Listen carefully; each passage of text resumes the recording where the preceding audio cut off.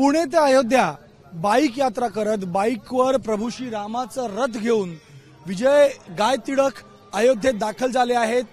आपण पाहू शकता एक बाईक आहे, बाईकवर त्यांनी हे रथ कस्टमाइज केलंय आणि हे रथ जर आपण बघितलं तर खूप मजबूत आहे, खूप हेवी आहे, पण त्यांनी हा पूर्ण प्रवास केलाय बाईकवर।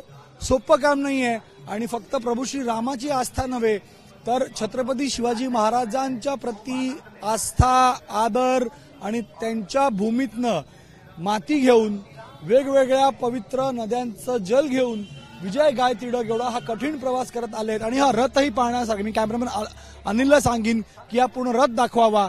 दोन्ही बाजूला लोखंडी खांब, त्याच्यावरती हे झेंडे आहेत आणि हा रथ बनवलाय आणि आता अयोध्येत दाखल झाले आहेत। विजयजी, प्रवास कसा राहिला आणि ही संकल्पना, हा संकल्प तुम्ही का केला होता? नमस्कार, जय श्रीराम आणि छत्रपती शिवाजी महाराज की जय।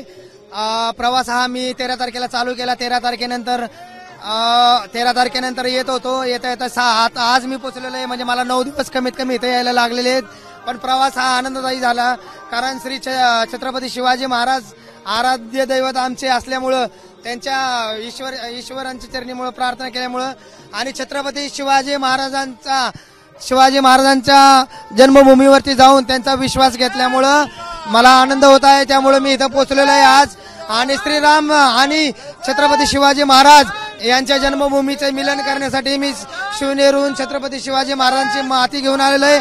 आणि इतर गोष्टी म्हणलं, येताना पंचतत्वामध्ये विलीन होण्यासाठी श्रीराम प्रभूंना पंचनद्यांचं तीर्थ घेऊन आलेलं आहे। म्हणजे तीर्थ स्नान करण्यासाठी श्रीराम प्रभूंचं नर्मदा, गोदावरी, सिंध, पार्वती आणि जमुना या नद्यांचं जल घेऊन मी इथं प्राणप्रतिष्ठेच्या कार्यक्रमाला अयोध्येमध्ये हजर झालेलो आहे। आणि श्रीराम लल्लाच्या प्राणप्रतिष्ठेच्या वेळेस ह्या जलाने त्यांचं स्नान करावे ही माझी इच्छा आहे। त्यामुळे हे जल घेऊन मी इथं पोहोचलेलो आहे।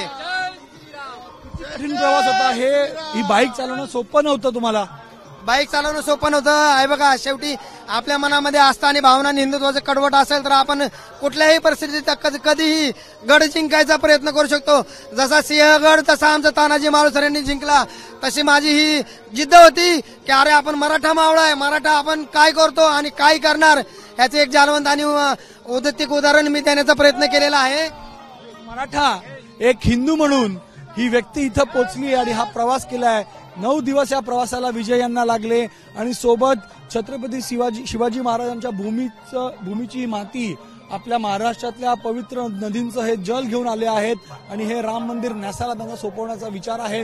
कारण राम जन्मभूमीची माती आणि छत्रपती शिवाजी महाराजांच्या भूमीची मातीचं मिलन व्हावं हा त्यांचा संकल्प होता आणि यासाठी ही बाईक यात्रा त्यांनी इथं केलेली आहे। कॅमेरामॅन अनिल संगरेसह गणेश ठाकूर, एबीपी माझा, अयोध्या। एबीपी माझा, उघडा डोळे बघा नीट।